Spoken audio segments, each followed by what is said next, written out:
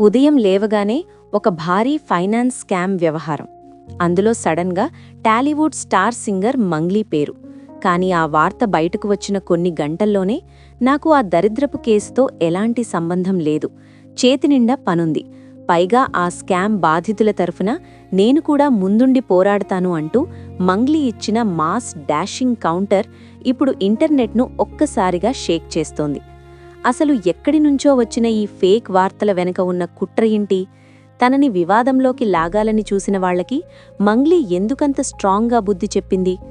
ఈ ఇంట్రెస్టింగ్ విషయాలు తెలియాలంటే ముందుగా అసలు మంగ్లీ ఎవరు, ఆమె ఇక్కడి దాటే ఎలా వచ్చింది అనేది మనం తెలుసుకోవాలి. ఈ ఊహించని వివాదాన్ని, ఆరోపణలను ఒక్క క్షణం పక్కన పెడితే మంగ్లీ జీవిత ప్రయాణం ఒక అద్భుతమైన సినిమా స్టోరీ లాంటిది. ఆమె అసలు పేరు సత్యవతి రాథోడ్.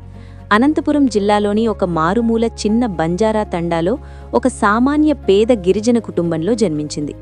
ఆమె చిన్ననాటి జీవితం పూలపాన్పు కాదు, ముళ్లబాట.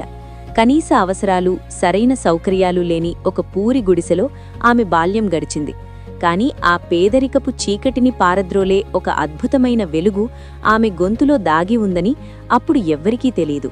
తండాలో జరిగే చిన్న చిన్న పండుగల్లో, వేడుకల్లో ఆమె పాడే పాటలు అందర్నీ ఆకట్టుకునేవి.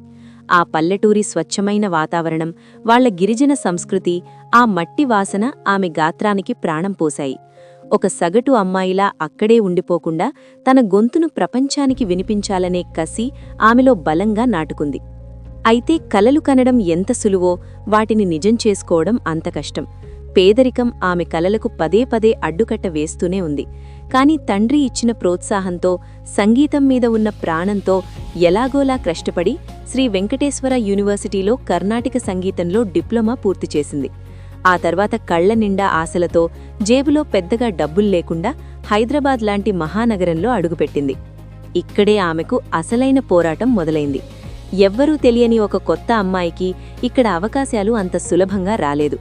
ఎన్నో స్టూడియోల చుట్టూ చెప్పులరిగేలా తిరిగింది. ఎన్నోసార్లు తీవ్రమైన రిజెక్షన్లు, అవమానాలు ఎదుర్కొంది. అయినా సరే పట్టు వదల్లేదు. సిటీలో బతకడానికి చిన్న చిన్న ఈవెంట్స్లో యాంకర్గా, గాయనిగా పనిచేస్తూ నెట్టుకొచ్చింది. తనకంటూ ఒక గుర్తింపు కోసం ఏళ్ల తరబడి పడిగాపులు కాస్తున్న సమయంలో ఒక ప్రముఖ టీవీ ఛానల్లో తీన్మార్ వార్తలు చదివే అవకాశం రావడం ఆమె జీవితంలోనే అతిపెద్ద, ఊహించని టర్నింగ్ పాయింట్. ఆ ఒక్క అవకాశం సత్యవతిని రాత్రికి రాత్రే ఫేమస్ మంగ్లీగా మార్చేసింది. పక్కా తెలంగాణ యాస, అద్భుతమైన టైమింగ్, మధ్య మధ్యలో ఆమె పాడే జానపద పాటలు తెలుగు ప్రేక్షకులను ఒక మాయలో పడేశాయి. ఆ తర్వాత మంగ్లీ సక్సెస్ రేట్ ఎలా పెరిగిపోయిందంటే ఆమె వెనక్కి తిరిగి చూసుకునే సమయం కూడా దొరకలేదు. పండుగ ఏదైనా సరే అక్కడ మంగ్లీ పాట ఖచ్చితంగా ఉండాల్సిందే అనే స్థాయికి ఎదిగిపోయింది. తెలంగాణలోని బోనాలు, బతుకమ్మ పండుగలకు ఆమె పాడిన ప్రతి పాట 2 రాష్ట్రాలను ఊపేశాయి. ఈ ట్రెమెండస్ క్రేజ్తోనే టాలీవుడ్లోకి గ్రాండ్ ఎంట్రీ ఇచ్చింది. కేవలం జానపదాలే కాదు, కమర్షియల్ మాస్ సాంగ్స్లో కూడా తన గాత్రంతో సెన్సేషన్ క్రియేట్ చేయగలనని నిరూపించుకుంది. అల వైకుంఠపురంలో సినిమాలో రాములా రాములా, పుష్ప సినిమాలో సాంగ్స్, బలగం పాటలు, ఇలా ఆమె గొంతు పడితే ఆ పాట బ్లాక్ బస్టర్ అవ్వాల్సిందే. కేవలం సింగర్గానే ఆగిపోకుండా తనకంటూ ఒక బ్రాండ్ వాల్యూ క్రియేట్ చేసుకుని డిజిటల్ స్పేస్లో కూడా తిరుగులేని సామ్రాజ్యాన్ని నిర్మించుకుంది. ఒక మారుమూల తండా నుంచి వచ్చిన అమ్మాయి టాలీవుడ్లో మోస్ట్ వాంటెడ్ సింగర్గా మారడం వెనుక ఒక అద్భుతమైన మాస్టర్ మైండ్ స్ట్రాటజీ దాగి ఉంది. ఇంతటి స్టార్డమ్ ఉన్న మంగ్లీ గురించి బయట ప్రపంచానికి ఎక్కువగా తెలియని కొన్ని సీక్రెట్ ఫ్యాక్ట్స్ చూద్దాం. మొదటిది, మంగ్లీ అసలు పేరు సత్యవతి అని చాలామందికి తెలుసు. కానీ ఆ పేరు మార్పు వెనుక ఉన్న సైకాలజీ ఎవరికీ తెలీదు. టీవీ రంగంలోకి వచ్చినప్పుడు ఒక గిరిజన అమ్మాయిగా తన రూట్స్ని మరిచిపోకూడదనే ఉద్దేశంతో తన తండాలో పిలుచుకునే మంగ్లీ అనే పేరునే తన అఫీషియల్ బ్రాండ్ నేమ్గా మార్చుకుంది. అదే ఆమెకు అదృష్టాన్ని తెచ్చిపెట్టింది. రెండవది, ఆమెకి సంగీతం అనేది ఎక్కడినుంచో నేర్చుకుంటే రాలేదు. అది ఆమె బ్లడ్లోనే ఉంది. ఆమె తండ్రి ఒక గొప్ప బంజారా జానపద గాయకుడు. ఆయన పాడిన పాటల స్పర్శ వల్లే ఈరోజు ఆమె ఈ స్థాయిలో ఉంది.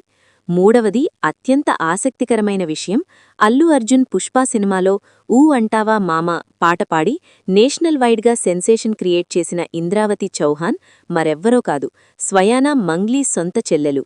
ఈ అక్కా చెల్లెళ్ళు ఇద్దరూ ఇప్పుడు సౌత్ ఇండియాలోనే మోస్ట్ ట్రెండింగ్ సింగర్స్. ఇలా ఒక మారుమూల పల్లెటూరి నుంచి వచ్చి తన టాలెంట్తో కోట్ల మంది అభిమానులను సంపాదించుకున్న మంగ్లీ ప్రయాణం నిజంగా ఒక మోటివేషనల్ పాఠం. ఎన్నో ఏళ్ల కష్టాన్ని, ఎన్నో అవమానాలను దాటుకుని వచ్చిన ఆ ధైర్యం వల్లే ఈరోజు తన మీద ఒక ఫేక్ ఫైనాన్స్ స్కామ్ ఆరోపణ రాగానే ఏమాత్రం పానిక్ అవ్వకుండా అత్యంత ధైర్యంగా స్పందించింది.